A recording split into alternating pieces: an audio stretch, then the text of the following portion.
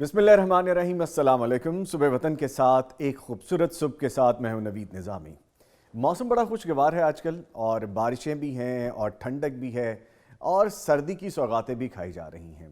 ये तो मौसम के हालात हैं और अल्लाह ताला की नेमतें हैं जिनको हम एंजॉय कर रहे हैं। जो बात आज सुबह सवेरे मैं आपसे करना चाहूँगा वो ये है कि आम हालात में, नॉर्मल हालात में हम अच्छे होते हैं, अच्छे हालात में हम लोगों से अच्छा बिहेव करते हैं, हमारा रवैया अच्छा होता है।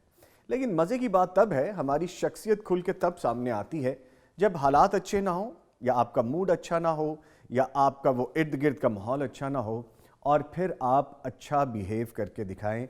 आपकी असल शख्सियत का तब पता चलता है।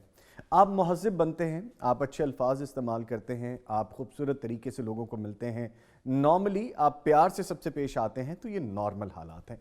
अच्छी बात है, ये सब होना चाहिए। लेकिन अगर आपको ऐसे हालात, ऐसे मौक़े मयस्सर ना हो रहे हों कि जो आपकी तबीयत के मुताबिक ना हो या आपका काम जो आप चाह रहे हैं आपकी तबीयत के मुताबिक ना हो रहा हो, तो उस वक्त आपकी असल शख्सियत सामने आती है। मज़ा तब है कि जब आप बुरे हालात में, बुरे एटमॉस्फेयर में खुश अखलाक़ी का मुज़ाहरा करें और आप असल शख्सियत ही तब दिखाते हैं जब हालात आपके फेवरेबल ना हो।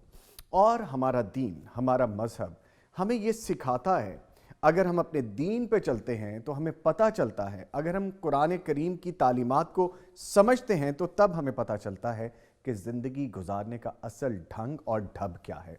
आज इसी पे हम बात करेंगे, आपको बताएंगे और दिखाएंगे, ऐसे खूबसूरत नौनिहालों से आपको मिलवाएंगे, ऐसे खूबसूरत और माशाल्लाह ऐसे माशाल्लाह बावकार असातिज़ा कराम से मिलवाएंगे जो उनकी तरबियत करते हैं, जो उनको तालीम देते हैं। कुरान करीम का एक ऐसा दर्स, ऐसा सबक और ऐसा तरीका आपको सामने रख के दिखाएंगे कि बच्चे आपको शशदर कर देंगे। जी हाँ, आपने वेट करना है और फिर हम आपको ये सारी डिटेल्स शेयर भी करेंगे। प्रोग्राम का फॉर्मेट आपको पता है कि तलावत कुरान करीम से आगाज़ करते हैं, आपको आज का वजीफ़ा बताते हैं, आज की शख्सियत हम शामिल करते हैं। आप जो सवालात हमें व्हाट्सएप के ज़रिए लिख भेजते हैं, सोशल मीडिया पे लिख भेजते हैं, उनके जवाबात भी शामिल करेंगे। आज की बात होगी और ये आज की बात, जैसे मैंने आपको आगाज़ में बताया, कि हिफ्ज़ कुरान की अहमियत पे होगी। ना सिर्फ हिफ्ज़ कुरान, आयात, उनके तराजुम और बच्चों की वो खूबसूरत एक्सपर्टीज़ जिनको देख के मैं तो दंग रह गया। और हमने आज स्पेशल 2 सेगमेंट इसके लिए मुख्तस किए हैं जो डिटेल में आपको इस पे हम दिखाएंगे भी और बताएंगे भी। फिर होगी नात रसूल मकबूल। तो मैं अपने मुअज़्ज़िज़ मेहमानों का आपको तारुफ़ करवाता चलूँ। मेरे साथ स्टूडियोज़ में मौजूद हैं, स्पेशली लाहौर से बाहर से तशरीफ़ लाए हैं क्योंकि मौसम भी ऐसा है, तो हम इनके तहे दिल से मशकूर हैं। जनाब कारी नवीदुल हसन लखवी साहब, सर आपके आने का बहुत शुक्रिया, आप सब सवेरे तशरीफ़ लाए। इनके साथ मौजूद हैं मौलाना मोहम्मद अजमल भट्टी साहब, फ़ाज़िल मदीना यूनिवर्सिटी हैं, एक अरसे से हदीस और शरई उलूम के उस्ताद हैं और PhD स्कॉलर हैं। हम इनको मोहब्बत से कहते हैं हस्ती मुस्कुराती शख्सियत। सर अस्सलाम वालेकुम। वालेकुम अस्सलाम। खैरियत से हैं आप सब? अल्हम्दुलिल्लाह, माशाल्लाह माशाल्लाह। प्रोग्राम का आगाज़ करते हैं तलावत कुरान करीम से और मैं गुजारिश करूँगा कारी नवीदुल हसन लखवी साहब से, सर प्लीज़ हमें ये सादत हासिल करने दें। अऊज़ु बिल्लाहि मिनश शैतानिर रजीम, बिस्मिल्लाहिर रहमानिर रहीम।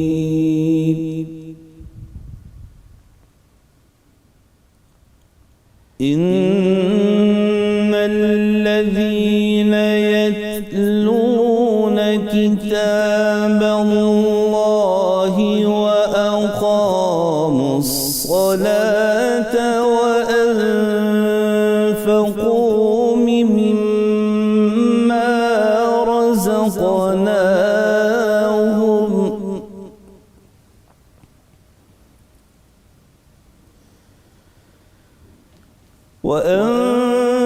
وأنفقوا مما رزقناهم سرا وعلانية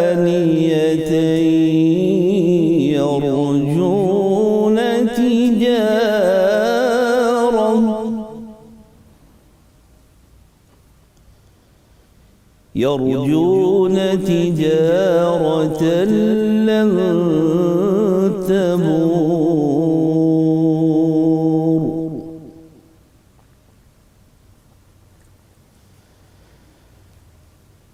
ليوفيهم أجورهم ويزيدهم من فضله إنه غفور شكور.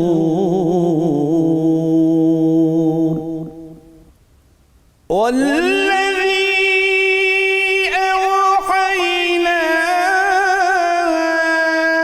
إليك من الكتاب هو الحق مصدقا لما بين يديه إن الله بعباده لخبير بصير. ما شاء الله ما شاء الله سبحان الله.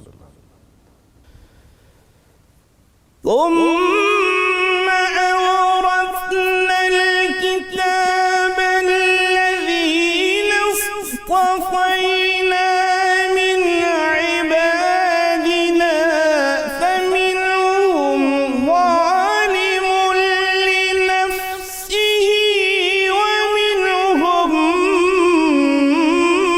مقتصد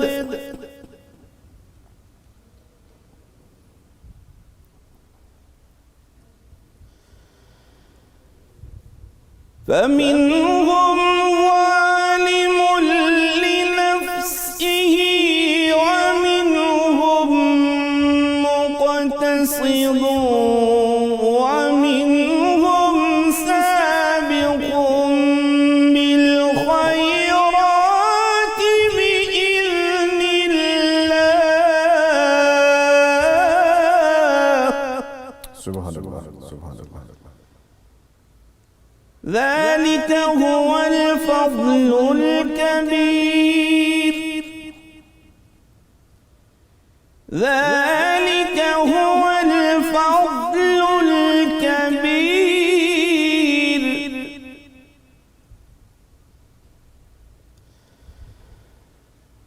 ذلك هو الفضل الكبير.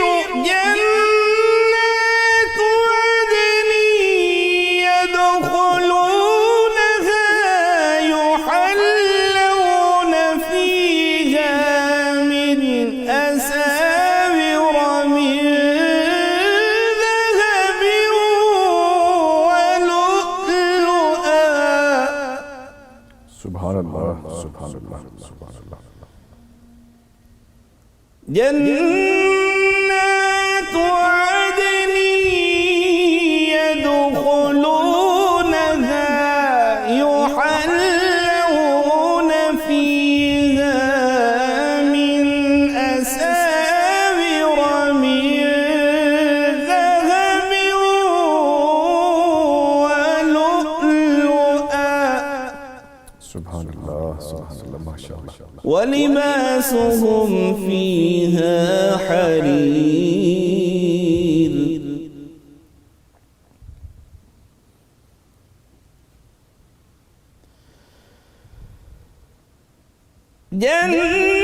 جنات عدن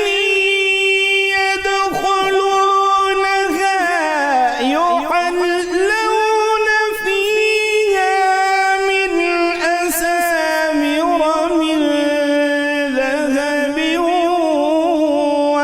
ولؤلؤا ولباسهم فيها حرير.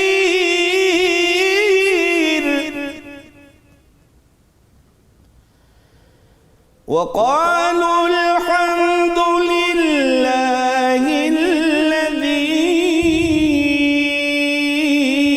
أذهب عنا الحزن إن ربنا لغفور شكور.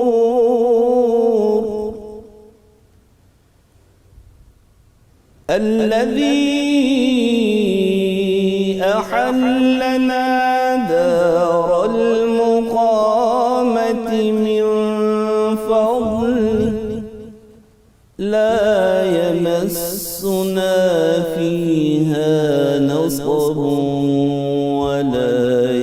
يمسنا فيها لغوب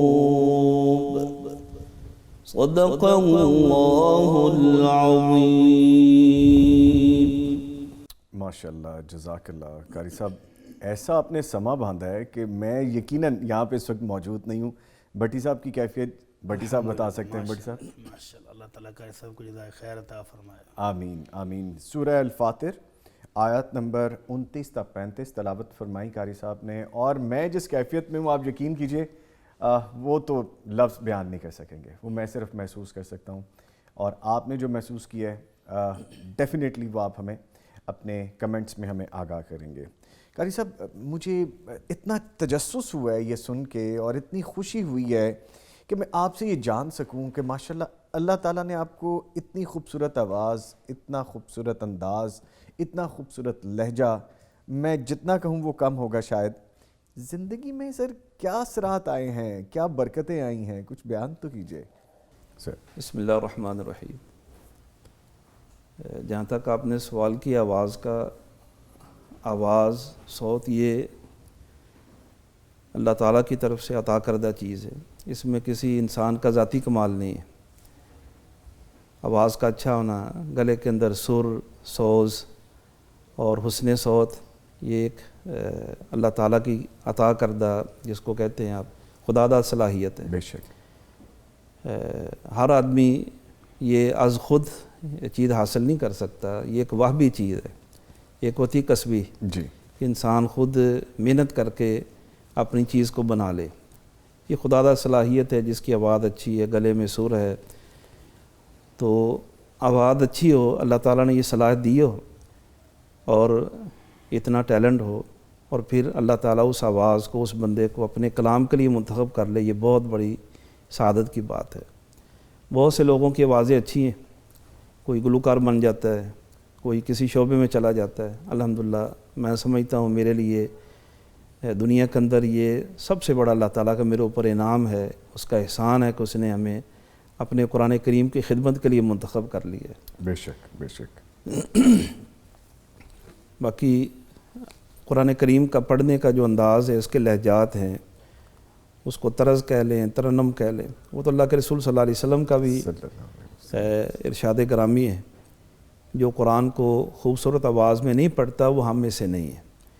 इसका माना ये, जितनी इंसान के अंदर सलाहियत है कुरान मजीद को वो ज़्यादा से ज़्यादा खूबसूरत पढ़ने की कोशिश करे. तो अल्हम्दुलिल्लाह, आपने पूछा है क्या महसूस करते हैं जी. मैं समझता हूँ मैं किसी किस्म का भी इस दीनी लाइन के अंदर, तालीम के अंदर, कुरान की तिलावत और या किरात के मैदान में, मैं समझता हूँ नबी सल्लल्लाहु अलैहि वसल्लम के फरमान के मुताबिक खैरुकुम मन तअल्लमल कुरान व अल्लमा. किसी किस्म का अल्हम्दुलिल्लाह हमारे अंदर एहसास कमतरी नहीं है. दुनिया की, मैं समझता हूँ कुरान करीम के हिफ़्ज़ और किरात से बड़ी कोई डिग्री नहीं है. बेशक बेशक. बस अल्लाह ताला मेरे आकारी से बचाए, खुलूस की दौलत से नवाजे. आमीन. सर, आपसे मुलाकात अभी रहेगी और हमने जो सेगमेंट रखा है उसमें आपको आगे भी हम शामिल करेंगे, तो अभी गुफ्तगू मज़ीद भी करेंगे इंशाअल्लाह. बड़ी साहब, कैसे हैं आप? खैरियत से सर? आज का शुक्र, मौसम एंजॉय कर रहे हैं आज आप? अल्हम्दुलिल्लाह. अल्हम्दुलिल्लाह. सुबह कैसी थी आज आपकी? बहुत खूबसूरत, बहुत शानदार. माशाल्लाह, हंसती मुस्कुराती सुबह. जज़ाकमुल्लाह. चले सर, आज का जो वजीफ़ा है सबसे पहले वो बयान कर दीजिए, फिर हम आगे बढ़ते हैं. बिस्मिल्लाहिर्रहमानिर्रहीम. अल्हम्दुलिल्लाहि रब्बिल आलमीन वस्सलातु वस्सलामु अला अशरफिल अंबिया वल मुरसलीन, अम्मा बाद. दामी साहब, आज का वजीफ़ा भी आप इसको कह सकते हैं कि सैयदुल अंबिया सल्लल्लाहु अलैहि वसल्लम के अपने घराने से हमें ये मिला है, हम तक पहुंचा है. सैयद घराने का वजीफ़ा हो तो ज़रा तवज्जो जल्दी पहुंचती है कि कौन सा ये शानदार वजीफ़ा हमें बताने लगे हैं. तो इस वजीफ़े को सुनने से पहले थोड़ा सा हम अपने घरों की तरफ देखें और फिर इमामुल अंबिया सल्लल्लाहु अलैहि वसल्लम के घर और आपकी लख्ते जिगर के घर की हालत को देखें, तो हमें तो एक लम्हा भी सजदे से सर उठाना नहीं चाहिए शुक्र करते हुए. बेशक. अल्लाह के नबी सल्लल्लाहु अलैहि वसल्लम को अल्लाह रब्बुल इज़्ज़त ने जिन नेमतों से और जिन बरक़ात से नवाजा है उसका तो अंदाज़ा भी हम नहीं कर सकते. लेकिन दुनिया की ज़िंदगी में आप सादगी पसंद थे, उसका अंदाज़ा लगाएं. इस वजीफ़े से पहले हमारे घरों में बेशुमार आसाइशें, बेशुमार सहूलतें, यानी अब तो हाथ भी नहीं लाना पड़ता, सिर्फ बटन दबाना पड़ता है. اور دوسری طرف صورتحال یہ تھی کہ جنتی خواتین کی سردار سیدہ فاطمہ الزہرا رضی اللہ تعالی عنہا، ان کو پتہ چلا کہ والد گرامی صلی اللہ علیہ وسلم کے پاس کچھ غلام آئے ہیں اور آپ بانٹ رہے ہیں صحابہ میں، اور غلاموں سے خدمت لی جاتی تھی۔ تو لخت جگر بھی حاضر ہوئیں کہ ابا جان چکی میں آٹا بناتے بناتے، جس کو ہم چکی پیسنا کہتے ہیں، ہاتھوں میں چھالے پڑ گئے ہیں۔ پتھر کی ہوتی تھی، بھاری وزنی چلانے میں کافی مشکل پیش آتی ہے، تو وہ جو آٹا بناتی ہوں اس وجہ سے ہاتھوں میں چھالے پڑ گئے ہیں، تو ایک غلام اگر مجھے بھی عنایت ہو جائے تو میرے لیے سہولت ہو جائے گی۔ لیکن اتفاق ایسا ہوا کہ جب لخت جگر آئیں اس وقت رحمت عالم صلی اللہ علیہ وسلم گھر میں تشریف فرما نہیں تھے۔ ام المومنین عائشہ رضی اللہ عنہا نے یہ پیغام دیا کہ بیٹی ہماری آئی تھی اور ان کو بھی ایک خادم کی ضرورت ہے۔ تو نبی کریم صلی اللہ علیہ وسلم اس وقت تک خادم دیگر ضرورت مندوں میں تقسیم کر چکے تھے۔ تو آپ پھر رات کے وقت عشاء کی نماز کے بعد بیٹی کے گھر میں گئے، تو سیدنا علی رضی اللہ تعالی عنہ فرماتے ہیں کہ اللہ کے نبی ہمارے گھر آئے تو ہم رات کو آرام کرنے کے لیے لیٹ چکے تھے، ہم آپ کو دیکھ کر اٹھنے لگے تو آپ نے کہا نہیں لیٹے رہو، اور آپ نے محبت کی انتہا کر دی، اور پھر کہا بیٹی آج تم آئی تھی خیریت؟ کہا ابا جی مجھے بھی ایک خادم کی ضرورت ہے جو گھر کے کام کاج کر دے۔ تو نبی کریم صلی اللہ علیہ وسلم فرمایا کیا میں تم کو ایک ایسا وظیفہ نہ بتا دوں جو خط اس خادم سے کہیں بڑھ کر بہتر ہے؟ تو بیٹی نے کہا اللہ کے رسول پھر تو ضرور بتائیے۔ تو آپ نے فرمایا تم رات کو جب بستر پر لیٹو تو 33 مرتبہ سبحان اللہ، 33 مرتبہ الحمدللہ اور 34 مرتبہ اللہ اکبر پڑھ لیا کرو۔ نظامی صاحب میرا اپنی زندگی کا تجربہ ہے کہ جب بہت تھکاوٹ ہو جائے نا کسی دن، اور رات کو آپ یہی اذکار پڑھ کے ہاتھوں پر پھونک مارے جسم پر مال لیں، صبح ایسے فریش اٹھتا ہے بندہ کہ جیسے کل کچھ کیا ہی نہیں۔ لیں بھٹی صاحب آپ کی مسکراہٹ اور فریشنس کا راز پتہ چل گیا ہے پھر آج ہمیں۔ الحمدللہ یہ آزمودہ ہے ہمارا، اور بتایا ہوا ہے امام الانبیاء صلی اللہ علیہ وسلم کا اپنی لخت جگر کو۔ اور سیدنا علی رضی اللہ تعالیٰ عنہ سے کسی نے پوچھا کہ حضرت آپ نے بھی پھر اس پر عمل کیا؟ کہتے چھوڑا ہی نہیں، کبھی چھوڑا ہی نہیں، کبھی چھوڑا ہی نہیں، کوئی ایسی رات نہیں گزری کہ جس میں میں یہ بھولا ہوا ہوں۔ سر ایسی انمول اگر آپ کو کوئی گفٹ کوئی ایسی چیز مل جائے یہ بہت شاندار وظیفہ، تو ہم سب کو یہ رات کو جو ہم کہتے ہیں نا تھک گئے تھکاوٹ بے تحاشا ہوگی تو یہ کر کے سونا چاہیے۔ اللہ مجھے بھی اور آپ کو بھی توفیق عطا فرمائے۔ آمین آمین۔ سر رپیٹ کر دیجئے گا ایک دفعہ پھر آگے۔ سبحان اللہ 33 مرتبہ، جی، الحمدللہ 33 بار، اور اللہ اکبر 34 بار۔ معنی بھی سمجھ لیں، سبحان اللہ کا مطلب بندہ کیا اقرار کر رہا ہے کہ میرا اللہ وہ بادشاہ، وہ شہنشاہ ہے جس کے خزانوں میں کوئی کمی نہیں، کوئی کمی نہیں، بے شک۔ اور الحمدللہ جب کہتا ہے تو اپنے ساری نعمتوں پر شکر ادا کر رہا ہے کہ اللہ جو کچھ تو نے عطا کیا ہوا میں تیرا شکر گزار ہوں۔ 33 مرتبہ کہتا ہے میں شکر گزار ہوں، جی، اور 34 مرتبہ کہتا ہے اللہ اکبر، اللہ سب سے بڑا ہے۔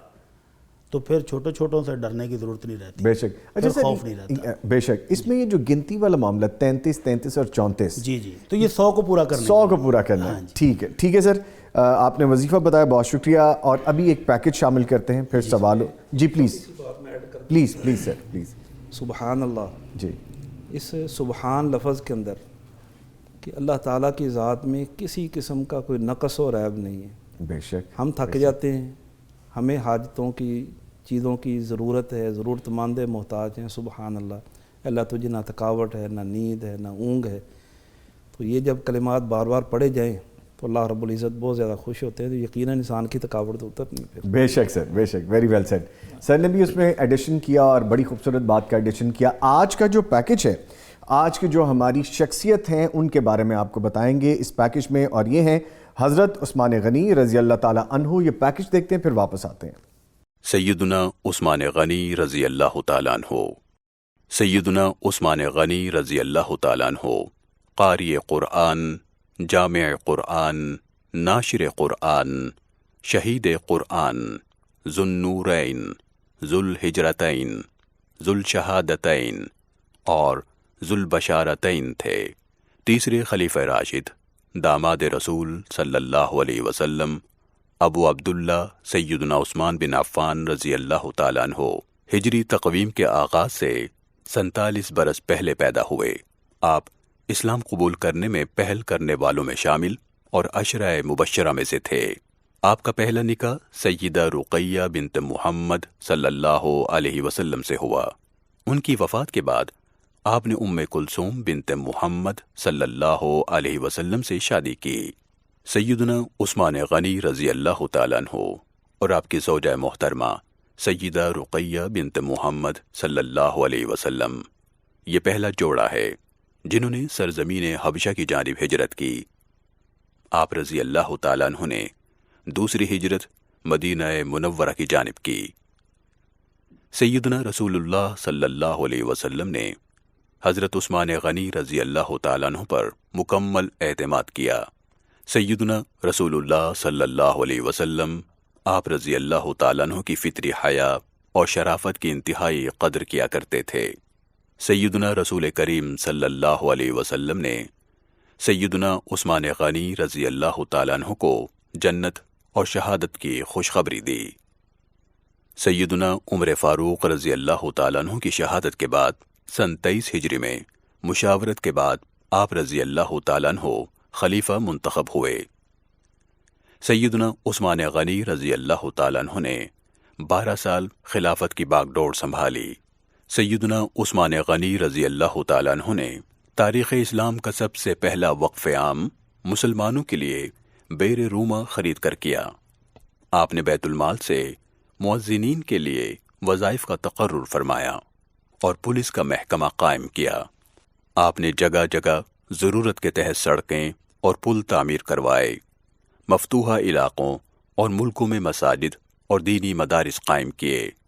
سیدنا عثمان غنی رضی اللہ تعالیٰ عنہ نے ملک شام میں سمندری جہازوں کے بنانے کا کارخانہ قائم کیا، مدینے کو سیلاب سے بچانے کے لیے ایک بند تعمیر کروایا، جگہ جگہ پانی کی نہریں نکلوائیں اور مدینہ اور دوسرے شہروں میں نئے کنویں کھدوائے۔ آپ رضی اللہ تعالیٰ عنہ کے عہد خلافت میں ملت اسلامیہ قرآن کے ایک صحیفے پر جمع ہوئی، اسی لیے آپ رضی اللہ تعالیٰ عنہ کو جامع القرآن کہا جاتا ہے۔ سیدنا عثمان غنی رضی اللہ تعالیٰ عنہ نے مسجد حرام کی توسیع اور مرمت اور مسجد نبوی صلی اللہ علیہ وسلم میں توسیع کروائی۔ آپ کے عہد خلافت میں قفقاز، خراسان، کرمان، سیستان، افریقہ اور قبرص فتح ہو کر خلافت اسلامیہ میں شامل ہوئے۔ سیدنا عثمان بن عفان رضی اللہ تعالیٰ عنہ نے اسلامی ممالک کے ساحلوں کو بازنطینی حملوں سے محفوظ رکھنے کے لیے سب سے پہلی مسلم بحری فوج بنائی۔ آپ کے دور خلافت کے آخری 6 سالوں میں کچھ ناخوشگوار حادثات پیش آئے۔ ان کا اختتام آپ رضی اللہ تعالیٰ عنہ کی شہادت پر ہوا۔ سن 35 ہجری میں 18 ذی الحج بروز جمعہ کو 82 برس کی عمر میں سیدنا عثمان غنی رضی اللہ تعالیٰ عنہ کو ان کے گھر میں قرآن کریم کی تلاوت کے دوران شہید کر دیا گیا۔ آپ مدینہ منورہ کے معروف قبرستان بقیع میں دفن کیے گئے۔ جی، پیکج آپ نے دیکھا اور یقیناً ان ہستیوں سے ہم سیکھنے کی کوشش بھی کرتے ہیں۔ پروگرام کو آگے بڑھاتے ہوئے آپ جو سوالات ہمیں بھیجتے ہیں وہ شامل کرتے ہیں۔ سوال ہے پہلا کہ میرے 4 بھائی ہیں، ان کی آپس میں لڑائی جھگڑا روز کا معمول بن گیا ہے۔ اپنی طرف سے ہم نے صلح صفائی کی بہت کوشش کی ہے لیکن کوئی اثر نہیں ہوا۔ آپ سے گزارش ہے کہ کوئی ایسا وظیفہ بتا دیں کہ وہ آپس میں پیار اور محبت سے رہنے لگیں۔ ماشاءاللہ، پہلے تو اس بہن کا جذبہ دیکھیں نا کہ وہ اپنے بھائیوں کو صلح صفائی سے، محبت سے کٹھے رہتے ہوئے دیکھنا چاہتی ہے۔ بہن کی محبت ہے ماشاءاللہ، بہت جذبہ ہے، بہت شاندار جذبہ ہے۔ اس کے بعد ہم عرض کریں گے کہ یہ جو گھروں کے اندر ناچاکی، لڑائی جھگڑا، بھائیوں میں اختلاف آخر ہوتا کیوں ہے؟ اس کی کوئی وجہ تو ہوگی، اور جو بیسک وجہ ہے وہ کسی ایک کے ساتھ زیادتی ہوتی ہے، کسی ایک کے ساتھ ظلم ہوتا ہے، کسی ایک کو محبت میں کمی ملتی ہے، کسی ایک کو وراثت میں کمی ملتی ہے۔ اب اس کا غصہ نہیں نکلتا، غصہ ختم ہی نہیں ہوتا، اس کو اس کا جائز حق دے دیا جائے، یہ ظلم ناانصافی ختم کر دی جائے تو ماحول سازگار ہو جاتا ہے۔ پہلی بات تو یہ ہے۔ پہلی بات، نبی کریم صلی اللہ علیہ وسلم کے پاس حضرت نعمان بن بشیر، نعمان چھوٹے صحابی ہیں، پیدا ہوئے اور ان کے والد بشیر آئے، کہنے لگے اللہ کے نبی، میری زوجہ محترمہ کے ہاں بیٹا پیدا ہوا ہے اور ان کا اصرار ہے کہ میں اپنے اس لاڈلے بیٹے کو دوسروں کو چھوڑ کر کچھ الگ سے پراپرٹی دوں. ایک حدیث میں ہے کہ ایک باغ دیا اور ایک میں ہے کہ غلام دیا. تو آپ نے فوراً پوچھا کہ تیرے دوسرے بچے بھی ہیں, سب کو دیا ہے؟ کہنے لگے نہیں اللہ کے نبی, ان کی والدہ کے اصرار پر صرف اس کو دیا ہے. تو آپ نے فرمایا اتقوا اللہ واعدلوا بین اولادکم, اللہ سے ڈر جاؤ اور اولاد میں انصاف کرو. تو گویا آپ نے تنبیہ فرما دی امت کو کہ یہ بیس ہے آئندہ آنے والی زندگی میں لڑائی جھگڑے پیدا ہونے کی. تو اگر والدین محبت کرنے میں, پیار کرنے میں, وراثت میں, جائیداد میں, چیزیں بانٹنے میں عدل و انصاف کریں تو یہ نہیں ہوگا, بلکہ آپ نے تو یہاں تک انصاف کا حکم دیا. صحابی رسول بیٹھے ہیں, اللہ کے نبی سے باتیں کر رہے ہیں, ان کا بیٹا آیا, بھاگا بھاگا ابو ابو کرتا, تو انہوں نے فٹافٹ اس کو پیار سے گلے لگایا اور اپنی ٹانگ پر بٹھا لیا. تھوڑی دیر کے بعد بیٹی بھی آئی, بیٹی بھی اسی طرح ابو ابو پکارتی, اور بیٹیوں کی محبت آپ جانتے ہیں کہ والدین کے ساتھ کتنی گہری ہوتی ہے. وہ بھی آئی, لیکن اس دفعہ والد نے نہ اس کا منہ چوما ہے, نہ اس کو گلے لگایا ہے, اور نہ ٹانگ پر بٹھایا, بلکہ سائڈ پہ بٹھا لیا اور باتوں میں مصروف رہ گئے. تو اللہ کے نبی صلی اللہ علیہ وسلم نے فوراً تربیت کی, فرمایا هل لا عدلت بینہما, یہ بیٹا تھا یہ بیٹی تھی, برابری کیوں نہیں کی ہے, انصاف کیوں نہیں کیا ہے؟ تو اللہ کے نبی صلی اللہ علیہ وسلم نے جب بچے چھوٹے ہوں تب سے انصاف کی تعلیم دی ہے. جب انصاف ہوگا گھروں میں تو کوئی لڑائی جھگڑے نہیں ہوں گے. ایک بات تو یہ. دوسری بات, اگر کسی کی حق تلفی ہے تو جب تک اس کو حق نہ دلا دیا جائے, کیسے اس کی روح سکون پکڑے گی, کیسے محبت واپس آئے گی, ماحول نہیں ٹھیک ہوگا, ٹھیک نہیں ہوگا. تو اس کی حق تلفی, یہ جو بہن پوچھ رہی ہے نا, سب سے پہلے تو جو چیک کریں کہ بھائیوں میں سے حق تلفی کس کی ہوئی ہے اور حق تلفی کر کون رہا ہے. تو سمجھانے کی ضرورت اس کو ہے جو حق تلفی کر رہا ہے. اگر وہ حق دے دے تو انشاءاللہ محبت اور پیار ایسا پائیدار اور ایسا بڑھے گا کہ آپ سوچ بھی نہیں سکتے. اور اگر حق تلفی وہیں کی وہیں رہے, یہ بڑی مزیدار بات ہے کہ کپڑوں میں سے پسینے کی بو آ رہی ہو اور آپ اوپر جتنے مرضی سپرے چھڑک لیں, کوئی فرق پڑنے والا نہیں ہے. تو یہ ظلم کی بو اگر موجود ہے تو اوپر سے آپ ہم سے وظیفے پوچھیں یا آپس میں بیٹھ کے کوشش کرتے رہیں, کچھ نہیں ہونے والا جب تک اس ظلم کی تلافی نہ ہو. جو اصل پرابلم ہے اس کو سالو کریں, اس کو سالو, پھر یہ مسئلہ حل ہوگا. تیسری بات کہ یہ گھر آباد ہوتے ہیں, فیملیاں بچ جاتی ہیں درگزر کرنے سے, کہ آپس میں بھی تمہارے اختلافات دشمنیاں ہو سکتی ہیں ایک ہی فیملی کے اندر بھی.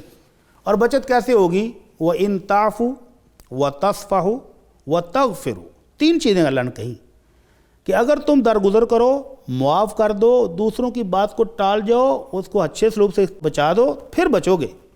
اگر اچھے طریقے کے ساتھ حق دے دیں, ظلم سے بچ جائیں, درگزر کریں, معاف کریں اور دوسروں کی غلطیوں کو معاف کرنا سیکھ لیں, پھر بچیں گے. اور اگر ہر بندہ کہے نہیں میں تو نہیں چھوڑوں گا, اور ہوتا ایسے ہی ہے, جو ظلم کر رہا ہوتا ہے وہ بھی کہتا میں تمہیں سمجھتا کیا ہوں, اور جو مظلوم ہے جس کی حق تلفی ہوئی ہے وہ بھی کہتا میں چھوڑوں گا نہیں. ٹھیک. تو جب تک یہ درگزر اور معافی نہیں اپنائیں گے اس وقت تک حالات ٹھیک نہیں ہوں گے. ٹھیک ہے. اس کے بعد چوتھی بات اس بہن کے لیے کہ یہ تہجد کے وقت اٹھ کر دعا کیا کریں اپنے بھائیوں کے لیے, اپنے لیے, کہ اللہ یہ ہماری فیملی ہے ٹوٹ رہی ہے, اس میں اختلافات بڑھ گئے ہیں, اللہ تو رحمت کرنے والا ہے, تو دلوں میں محبت ڈالنے والا ہے, تو اللہ ہمارے دلوں میں محبت ڈال دے. یہ جو دشمنی, یہ جو عداوت بن رہی ہے, اللہ اس کو ختم فرما دے. جی. جب کائنات کا خالق خود آ کر کہہ رہا ہوتا ہے کہ مانگو کیا مانگتے ہو, اس وقت اگر یہ بہن دعائیں کریں تو انشاءاللہ ضرور فائدہ ہوگا. ٹھیک ہے. اچھا بٹی صاحب, جو نیکسٹ کویسچن ہے, نماز با جماعت ہو رہی ہے اور کچھ لوگ دھوپ میں کھڑے ہونے کی خاطر مسجد کا ہال اور برآمدہ چھوڑ کر باہر صحن میں صفیں بنا لیتے ہیں, ان کی نماز کا کیا حکم ہوگا؟ اللہ اکبر. یعنی انہوں نے نہ تو اکیلے نماز پڑھی اور نہ ہی جماعت کے ساتھ پڑھی. جماعت کے ساتھ تب ہوتے جب یہ صفوں میں کھڑے ہوتے امام کے پیچھے, متصل ہوتی صف, پھر یہ دھوپ میں ہوں سائے میں ہوں, پھر ان کی نماز با جماعت شمار ہوتی. نبی کریم صلی اللہ علیہ وسلم نے ایک بندے کو دیکھا جو صف میں اکیلا کھڑا ہے, اگلی صف میں جب تک جگہ موجود ہو اور بندہ اکیلا پیچھے کھڑا ہو جائے تو آپ نے فرمایا اس کی نماز نہیں ہوئی, دوبارہ پڑھے. تو یہ جو صاحب اگرچہ یہ 3 4 5 صف بنا کر کھڑے ہیں لیکن دیگر صفوں سے دور کھڑے ہیں, صفیں متصل نہیں ہیں, تو گویا یہ اپنے امام کے ساتھ نماز با جماعت نہیں پڑھ رہے, اور جس طرح انہوں نے پڑھی ہے وہ اکیلے بھی نہیں ہیں, تو لہذا ان کی نماز نہیں ہوئی, ان کو نماز دوبارہ پڑھ لینی چاہیے. ٹھیک ہے. اچھا سر، پھر پوچھا گیا میں کچھ عرصے کے لیے گھر سے باہر کسی دوسرے شہر میں تھا، میری عدم موجودگی میں میری بیوی نے خلا کے لیے عدالت سے رجوع کیا اور عدالت نے مجھے نوٹس دیے بغیر میری بیوی کے حق میں فیصلہ دے دیا۔ سوال یہ ہے کہ کیا شوہر کو بلائے اور سنے بغیر یک طرفہ خلا ہو جاتا ہے، اور خلا کی صورت میں حق مہر میں دی گئی اشیاء کا حقدار کون ہوگا؟ اس میں جہاں تک میری معلومات ہیں جی، عدالت نوٹس دیتی ہے، یہ الگ سسٹم ہے ہمارا کہ ہم وہ نوٹس خامد تک پہنچنے نہ دیں، یہ مہارت ہے جی، کہ آپ پوسٹ مین سے رابطہ کر کے وہ لیٹر لے لیں اور خامد تک نہ پہنچنے دیں، یا آپ وہاں سے ایشو کرواتے ہی اس کو پھاڑ دیں اور وہاں جانے نہ دیں، یہ الگ بات ہے، لیکن عدالت بہرحال نوٹس جاری کرتی ہے۔ اور اگر معاملہ یونین کونسل میں ہو تو میں خود اس کا عینی گواہ ہوں، یونین کونسل والے کال بھی کرتے ہیں، رابطے کی بھرپور کوشش کرتے ہیں، اور بالفرض خامند یا سسرال والے رابطہ نہ کریں، نہ آنا چاہیں یونین کونسل میں، تو پھر وہ یک طرفہ ڈگری جاری کرتے ہیں، وگرنہ نہیں کرتے ہیں۔ لیکن خلا جب عدالت نے دے دیا ہے تو وہ ہو جائے گا، لیکن اس خاتون کو حق مہر کی رقم جو ہے وہ خامند کو واپس کرنا ضروری ہے، لوٹانا ہوگی اس لٹانا ہوگی، کیونکہ خلا اس کے بغیر ہوتا نہیں ہے۔ اللہ کے نبی صلی اللہ علیہ وسلم کے پاس صحابیہ آئیں، کہنے لگی اللہ کے رسول صلی اللہ علیہ وسلم، میں اپنے خامند کے اخلاق، اس کے دین، اس کے اسلام سے بالکل راضی ہوں، لیکن مجھے ایک طبی مسئلہ ہے، میں ان کے ساتھ نہیں رہنا چاہتی۔ تو آپ نے ان سے سب سے پہلا سوال یہ کیا کہ وہ حق مہر میں ایک باغ دیا ہوا تھا، وہ واپس کرو گے؟ کہنے لگے جی میں ضرور کروں گی۔ بلکہ فقہا نے تو یہاں تک بھی بحث کی کہ اگر عورت بلا وجہ خامد کو تنگ کر رہی ہے اور بلا وجہ طلاق لے رہی ہے اس سے اور وہ نہیں دے رہا اور وہ خلا لینا چاہتی ہے، تو وہ حق مہر سے کچھ زائد بھی اگر لینا چاہے تو وہ بھی لے سکتا ہے۔ تو اس کو وہ حق مہر کی رقم تو بہرحال ہر صورت میں واپس کرنی ہے، اور خلا اگر عدالت نے جاری کر دیا ہے تو ٹھیک ہے، تو وہ خلا ہو چکا ہے، ٹھیک ہے۔ پھر یہ پوچھا گیا جی کہ میں ایک دن دودھ پی کر اس کے بعد مچھلی کھانے لگی تو میری امی جان نے مجھے منع کر دیا اور کہنے لگی کہ اس سے پھل بحری ہو جاتی ہے۔ اس ضمن میں انہوں نے مجھے کسی حدیث کا حوالہ بھی دیا، تو میرا سوال یہ ہے کہ کیا واقعی مچھلی اور دودھ ایک ساتھ استعمال کرنے سے پھل بحری ہو جاتی ہے؟ شریعت اس بارے میں کیا رہنمائی کرتی ہے؟ اصل میں اس بارے میں ہمارے علم کے مطابق تو کوئی حدیث ایسی نہیں ہے کہ مچھلی کھانے کے بعد دودھ پئیں تو یہ مرض ہو جاتا ہے۔ البتہ طبی لحاظ سے حکماء کے اقوال موجود ہیں کہ وہ کہتے ہیں کہ جب آپ نے مچھلی کھائی ہو تو دودھ احتیاطاً نہ پئیں، اگرچہ یہ بھی بات کوئی اتنی زیادہ پائیدار نہیں ہے کہ مچھلی کھانے سے ضرور یہ مرض ہو جائے گا، لیکن حدیث میں ایسی کوئی بات موجود نہیں ہے۔ ٹھیک ہے، قاری صاحب بھی بڑی دیر سے ہماری گفتگو سن رہے ہیں۔ قاری صاحب مجھے یہ بتائیے گا، جیسے آپ ماشاءاللہ آپ کی ایکسپرٹیز ہیں، خوبصورت آواز کا ہم نے ذکر کیا، آپ کا ذہن یا آپ کا دل کیسے مائل ہوا اس طرف، اور پھر آپ نے انٹرنیشنلی مقابلے اور پھر وہ ساری چیزیں آپ کی سامنے آئیں، اس کے بارے میں بھی بتائیے۔ الحمدللہ ہمارا خاندان ننیال طرف سے اور ددیال طرف سے سارا علمی خاندان ہے، بڑے بڑے علماء ہیں، شیخ الحدیث ہیں، مفسرین ہیں ماشاءاللہ، اور قراء بھی ہیں۔ والد صاحب بھی الحمدللہ بڑے قاری تھے، قاری محمد یوسف لکھوی رحمہ اللہ، جو تقریباً جوانی میں اللہ کو پیارے ہو گئے ہمارے بچپن تک، اور وہ استاد القراء بڑے شیخ اظہار احمد تھانوی رحمہ اللہ، بہت بڑے ان کی خدمات ہیں قرات، ان کے خاص شاگرد تھے، ادھر لاہور میں انہوں نے پڑھا ان سے۔ تو ظاہر بات ہے والد صاحب قاری ہوں، عالم ہوں، خطیب ہوں، تو پھر ایک گھر میں وہ ماحول ایسا بن جاتا ہے۔ اور پھر جب اسکول میں پڑھا تو اسکول کے اندر قرات کے مقابلہ جات وغیرہ، اس طرح پھر دینی مدارس جب ادھر قدم رکھا تو وہاں بھی یہی، بلکہ مجھے یاد ہے میں چھوٹا سا تھا تو ابھی پڑھنا نہیں آتا لیکن گنگناتا رہتا تھا قاریوں کی آواز سن کر۔ اچھا، تو گنگنانا ویسے طرز بنانے کی کوشش کرنی، لیکن پڑھنا بھی نہیں آتا تھا۔ تو ایک یہ اللہ تعالیٰ کی طرف سے ودیت کہہ لے، اس کی خاص عنایت کہہ دیں کہ اللہ تعالیٰ نے دل کے اندر بات ڈال دی۔ پھر بچپن کے اندر ہی جو اس وقت کے مشہور قراء تھے ان کی تلاوتیں سننا، اس چیز نے مائل کیا، اور پھر بڑے بڑے قراء کے پاس بیٹھنا، ان سے کیا کہتے ہیں ابھی مشق کرنا، پڑھنا، الحمدللہ اس چیز نے راغب کیا اس جانب۔ تو دنیا کو جب آپ دیکھتے ہیں، جب انٹرنیشنلی آپ کہیں باہر جاتے ہیں، آپ کی ریکگنیشن ہوتی ہے، آپ پہچانے اس سے جاتے ہیں، کیا فیل ہے سر؟ سچی بات ہے، یہ قرآن کی برکات ہیں۔ بے شک، 4-5 ممالک میں گیا ہوں، چونکہ قرآن ایک ہماری تمام مسلمانوں کی آپ کہہ لیں ایک مجموعی زبان ہے. کوئی کسی ملک کے اندر اپنی لغت اپنی زبان بولتا ہے، لیکن قرآن ہماری ایک اجتماعی زبان ہے. بے شک. آپ کو وہاں کی بولی نہیں آتی، آپ جا کر وہاں قرآن پڑھتے ہیں، لوگ آپ کو پہچان جائیں گے، آپ اپنے دل کا اظہار کر دیں گے. قرآن کی برکت سے ایک دوسرے سے تعارف ہو جاتا ہے. تو اس قرآن کی برکت سے الحمدللہ اللہ تعالیٰ نے محبت بھی دی، اور نبی صلی اللہ علیہ وسلم کا فرمان ہمیشہ میرے سامنے آ جاتے ہیں، ان اللہ یرفع بہذا الکتاب اقوام. قرآن کو کسی بھی لحاظ سے جو اس کے ساتھ متعلق ہوا ہے، کسی بھی اعتبار سے، ضروری نہیں کہ قاری اور حافظ ہے، قرآن اس کو بلندی اور رفعت اور شان عطا کر. بیوٹیفل. کتنی خوبصورت بات کی آپ نے. جو کوئی بھی کسی بھی طرح سے قرآن سے منسلک ہو کے قرآن اللہ تعالیٰ اس کو دنیا میں بھی اور برزخ میں بھی اور حشر میں بھی بلند کر دے. مجھے 2005 میں جب پرائم منسٹر شوکت عزیز صاحب تھے، قومی سیرت کانفرنس میں اسلام آباد میں دعوت دی گئی وزارت مذہبی امور کی طرف سے، اس وقت وزیر تھے اعجاز الحق صاحب، تو الحمدللہ انہوں نے مجھے قومی اعزاز سے بھی نوازا ہے. ماشاءاللہ ماشاءاللہ. تو یہ صرف قرآن کی برکت ہے. بے شک بے شک. جن بچوں کا آپ نے ذکر کیا اور جو حافظ، جس طرح آپ نے بتایا کہ سروں کے تاج والدین کے اور روشنی، وہ بچے بھی آج ہم آپ کے جو اسٹوڈنٹس ہیں ان کو بھی شامل کریں گے پروگرام میں انشاءاللہ، اور اس پہ مزید بات بھی کریں گے. اچھا سر، یہ بتائیے گا کہ ایک شخص مریض ہے اور اسے معالج کے پاس نہیں لے جایا جا سکتا، کیا کسی روحانی عامل کے پاس اس کی پکچر بھیج کر اس پر رقیہ شریعہ کروایا جا سکتا ہے؟ یعنی ہر چیز آپ اب آن لائن کرنا چاہ رہے ہیں. اچھا، آپ اسی لیے مسکرا رہے تھے سوال ختم ہونے سے پہلے ہی. جی چلے بتائیں. اللہ اکبر. تو معالج کو لے جائیں مریض کے پاس. دم اور رقیہ جس کو ہم کہتے ہیں، اس کا طریقہ تو یہی ہے کہ مریض کو پاس بٹھا کر اس کے اوپر آیات اور اذکار پڑھ کے اس کو دم کیا جائے. نبی کریم صلی اللہ علیہ وسلم جب کسی مریض کو دم کرتے تھے تو آپ مریض کے جسم پر کہیں درد ہو رہا ہے، کوئی تکلیف ہے، تو وہاں ہاتھ رکھ کے دم کرتے تھے. اور چھوٹے بچوں کو تو شفقت سے آپ سر کے اوپر ہاتھ پھیر کے پیار اور محبت کے ساتھ رقیہ کیا کرتے تھے. تو طریقہ تو یہی ہے. اب چونکہ ہم آن لائن کے عادی ہوتے جا رہے ہیں تو ہر چیز ہم چاہتے ہیں کہ آن لائن ہو جائے. تو اس مریض کو اگر لے جانا ممکن نہیں ہے تو معالج کو ان کے پاس لے آئیں، اور اگر وہ اپنے گھر بیٹھے کرے گا تو وہ دعا ہوگی، دعا ان سے لے لیں، دعا لینے میں کوئی حرج نہیں، لیکن یہ رقیہ نہیں سمجھا جائے گا. اس صورت میں پریزنس ہونی ضروری ہاں، ہے. مریض کو اس کے پاس لے جانا چاہیے یا معالج کو مریض کے پاس. قاری صاحب بھی کچھ کہنا چاہ رہے ہیں؟ دم بھی ڈیجیٹل ہو گئے. دم ڈیجیٹل ہو گئے. اچھا سر فرمائے گا، سوال یہ پوچھا گیا، میں نے نظر مانی کہ میرا کام ہو جائے تو میں ایک بکرا صدقہ دوں گا.